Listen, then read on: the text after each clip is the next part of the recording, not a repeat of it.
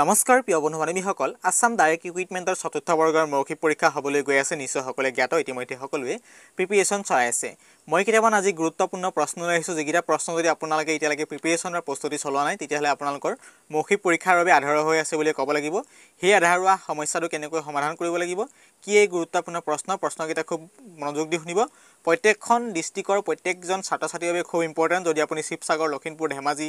যেই নহওক আপোনালোকৰ বাবে এই প্ৰশ্নটো খুব ইম্পৰ্টেণ্ট এইকেইটা প্ৰশ্ন আপোনালোকৰ সম্ভৱতঃ এইকেইটা জানিব লাগিব বাধ্যতামূলক তেতিয়া যদি এনেকুৱা ধৰণৰ প্ৰশ্ন আহে মৌখিক পৰীক্ষাত অতি সহজতে উত্তৰ দিব পাৰিব সেইবাবে কমপ্লিট ভিডিঅ'টো চাবলৈ চেষ্টা কৰক ভিডিঅ'টো স্কিপ নকৰিব কাৰণ স্কিপ কৰি চালে আপুনি কথাটো বুজি নাপাব গতিকে এইটো যে ইনফৰমেশ্যন দিবলৈ চেষ্টা কৰিছোঁ গতিকে অনুৰোধ কৰিছোঁ সময় নষ্ট নকৰি আমি ইনফৰমেশ্যন মাজলৈ আগবাঢ়োঁ প্ৰথমতে লৈছোঁ মই আপোনাৰ জিলাৰ উপায়ুক্তজনৰ নাম কি এতিয়া বন্ধু বান্ধৱীসকল প্ৰত্যেকখন ডিষ্ট্ৰিক্টৰ মই উত্তৰ দিব নোৱাৰোঁ সম্ভৱ নহয় সেইবাবে আপোনালোকে নিজৰ ডিষ্ট্ৰিক্টৰ উপায়ুক্তৰ নাম মনত ৰাখিব লাগিলে নতুনকৈ আহক লাগিলে তেওঁ নাই পুৰণাই হৈ থক লাগিলে নতুনকৈ আহিবলগীয়া যদি কোনোবা ডিচি আছে আপোনাৰ ডিষ্ট্ৰিক্টত তেতিয়া সেইটো মনত ৰখাটো খুব ইম্পৰ্টেণ্ট গতিকে প্ৰত্যেকখন জিলাৰ প্ৰশ্ন গুৰুত্বপূৰ্ণ পইণ্ট আপোনাৰ জিলাৰ উপায়ুক্তজনৰ নাম কি সেইটো মনত ৰখাটো খুব ইম্পৰ্টেণ্ট তাৰপিছত 2 নম্বৰ প্ৰশ্নলৈ আহিছোঁ আপোনাৰ জিলাখনৰ অৰ্থ কি এতিয়া কাৰোবাৰ যদি শিৱসাগৰ হয় কাৰোবাৰ যদি তেজপুৰ হয় কাৰোবাৰ যদি তিনচুকীয়া হয় বা কাৰোবাৰ যদি ধৰক কামৰূপ মেট্ৰ' হয় তেখেতলোকৰ নিজা জিলাৰ অৰ্থ আছে বা ৰহস্য আছে সেইখিনি মনত ৰখাটো খুব ইম্পৰ্টেণ্ট এনেকুৱা প্ৰশ্ন আপোনালোকৰ আহিব পাৰে 2 নম্বৰ পইণ্ট তাৰপাছত 3 নম্বৰ পইণ্টত আহিছোঁ আপোনাৰ অঞ্চলত কি ভাষা কোৱা মানুহ আছে আমাৰ অসমখন হ'ল বিভিন্ন ধৰণৰ ভাষাৰ মানুহে বসবাস কৰে বড়ো ডিমাচা মিচিং ৰাভা তিৱা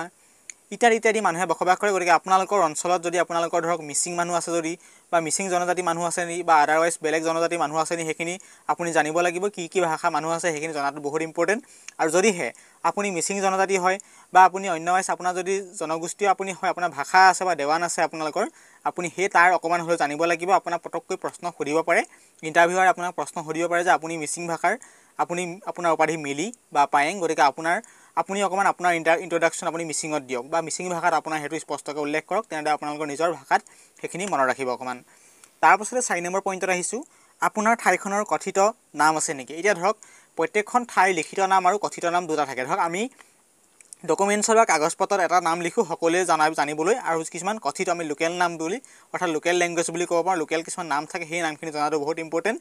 আপোনালোকৰ মনত ৰখাটো বহুত ইম্পৰ্টেণ্ট কাৰণ মই ইয়াত স্পষ্টকৈ উত্তৰ দিব নোৱাৰোঁ কেলৈ মই প্ৰত্যেকখন অসমৰ প্ৰত্যেকখন ঠাইৰ নাম কেতিয়াও নাজানো আৰু কথিত নামো নাজানো সেই মই ক'ব নোৱাৰোঁ গতিকে আপোনালোকে সেইখিনি নিজে চাই ল'ব মই আপোনালোকক অনুকিয়াই দিছোঁ কাৰণ এইখিনি প্ৰশ্ন আপোনালোকৰ হাতত বহুত ইম্পৰ্টেণ্ট গতিকে সময় অতি কম মনত ৰাখিব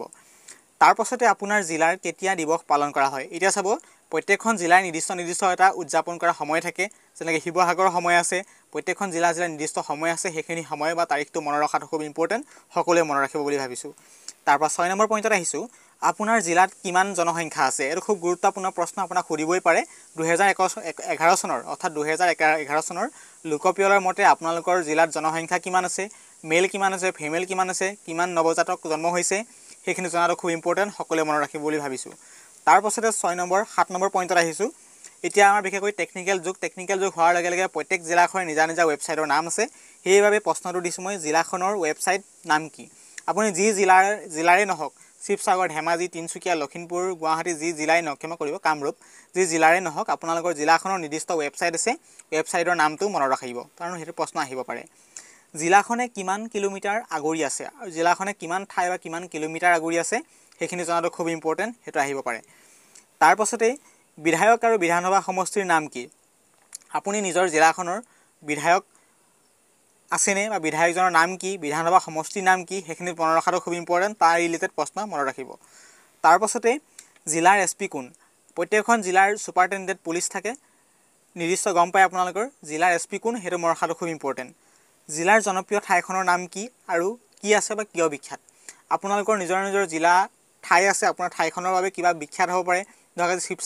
শিৱসাগৰখন কিয় বিখ্যাত বা কোনোবা যদি শিৱসাগৰ দিখৌমুখত হয় দিখৌমুখখন কিয় বিখ্যাত সেইখিনি নিশ্চয় জানে আপোনালোকে সেইখিনি নিশ্চয় মনত ৰাখিব প্ৰত্যেকখন জিলাৰ সন্দৰ্ভত মই কৈছোঁ জনাবলৈ চেষ্টা কৰিছোঁ আপোনাৰ সন্মুখত তাৰপাছতে আহিছোঁ জিলাখনৰ পিনক'ড কি প্ৰত্যেকখন জিলাৰে পিনক'ড থাকে সেই পিনক'ডটো মনত ৰাখিব অসমীয়া ভাষাত মনত ৰাখিব ইংৰাজী ভাষাত মনত ৰাখিব তাৰপাছতে আহিছোঁ গুৰুত্বপূৰ্ণ পইণ্ট আপোনাৰ জিলাত মন্ত্ৰীজনৰ নাম কি ধৰক এতিয়া প্ৰত্যেকখন জিলাতে মন্ত্ৰী নাথাকে বা মিনিষ্টাৰ নাথাকে কিছু জিলাত মিনিষ্টাৰ মন্ত্ৰী আছে তেখেতলোকৰ নাম জনাটো খুব ইম্পৰ্টেণ্ট সেইবোৰ পটককৈ আপোনাক ইণ্টাৰভিউত সুধিব পাৰে এনেকুৱা ধৰণৰ প্ৰশ্ন মনত ৰাখিব প্ৰত্যেকখন জিলাৰ বাবে খুব ইম্পৰ্টেণ্ট প্ৰশ্ন লৈ আহিলোঁ গুৰুত্বপূৰ্ণ ইনফৰমেশ্যন দিবলৈ চেষ্টা কৰিলোঁ গতিকে সকলো ছাত্ৰ ছাত্ৰীৰ বাবে খুব ইম্পৰ্টেণ্ট মই বিশেষকৈ এখন জিলাৰ বাবে নহয়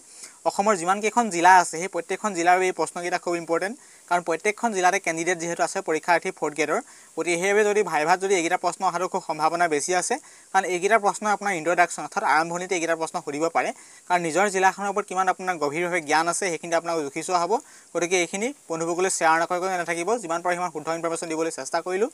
ধন্যবাদ আপোনাৰ দিন শুভ হওক